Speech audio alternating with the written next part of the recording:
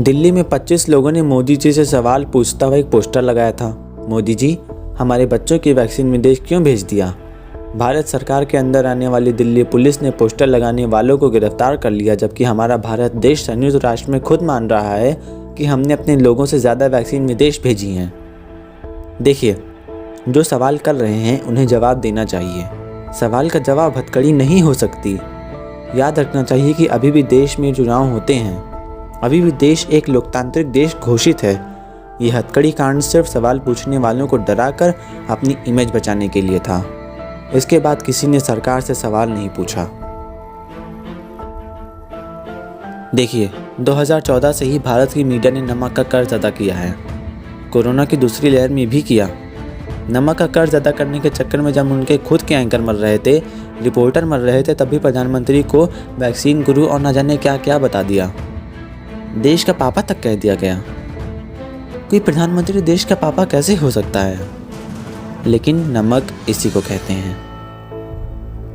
लेकिन विदेशी मीडिया खाने में नमक शायद थोड़ा कम लेती होगी, इसीलिए भारत देश के अस्पतालों में, शमशानों में जो हुआ उसकी तस्वीरें छाप दी थीं। किसी ने भारत देश के प्रधानमंत्री को कोरोना कंट्रोल करने वाला किंग नहीं कहा, लेकिन हिंदुस्तानी कैबिनेट ने हिम्मत नहीं हारी। भारत देश के चापलूस मंत्रियों ने खुद के देसी इंटरनेशनल डेली गार्डियन अखबार का सहारा ले लिया। इंटरनेशनल नाम के देसी वेबसाइट को तो देश ने पकड़ लिया, इसीलिए इंटरनेशनल लेवल पर देश अपना खुद का इंटरनेशनल चैनल लॉन्च करने जा रहा है। सरकार को लग गया कि नकली से काम नहीं चलेगा भैया, झूठी बातों के लिए चैनल तो असली ही चाहिए होगा ना।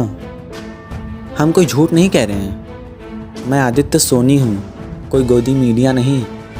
मैं निष्पक्ष और सच्चा हूँ, फिर आपको जो लगे समझिएगा। ये दीपक चौरसिया जी वाले न्यूज़ चैनल की वेबसाइट पर लिखा है। जम्मू कश्मीर से अनुच्छेद 370 हटाने से लेकर CAA, NRC और किसान आंदोलन तक के मुद्दों पर अंतर्राष्ट्रीय मीडिया की आलोचना का शिकार हो चुकी केंद्र सरकार अब इससे निपटने के लिए नई तरकीब के साथ आई है। नेशनल ब्रॉडकास्टर प्रसार भारती ने हाल ही में एक सलाहकार के लिए टेंडर निकाला है, जो कि सरकार की अंतर्राष्ट्रीय मौजूदगी वाला चैनल लॉन्च कराने की योजना तैयार करेगा। इस इंटरनेशनल चैनल का काम भारत की छवि को दुनिया के सामने रखना होगा।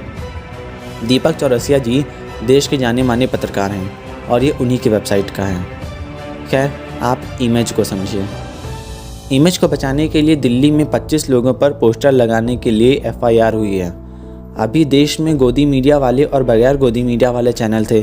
अब इंटरनेशनल लेवल पर भी भारत का मान सम्मान बढ़ाने के लिए, इमेज चमकाने के लिए भारत का ही इंटरनेशनल चैनल काम करेगा।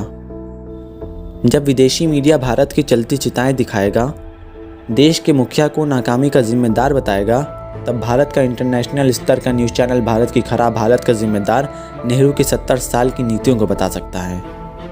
दिल्ली वाले पोस्टर से खराब हुई इमेज सरकारी अंतर्राष्ट्रीय भारतीय न्यूज़ चैनल से तो ठीक हो जाएगी, जैसे कि अब तक भारत के भीतर ठीक की जा रही थी।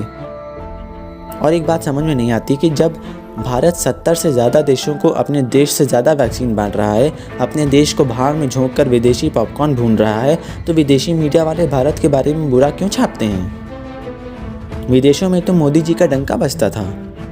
विदेशों में पहली बार हमारी छवि दबंग टाइप बनी थी, लेकिन फिर भी विदेशी अखबार ऐसा कर रहे हैं। विदेशी मीडिया वालों को तो भारत की मीडिया से ईमान और धर्म की क्लासेस लेनी चाहिए।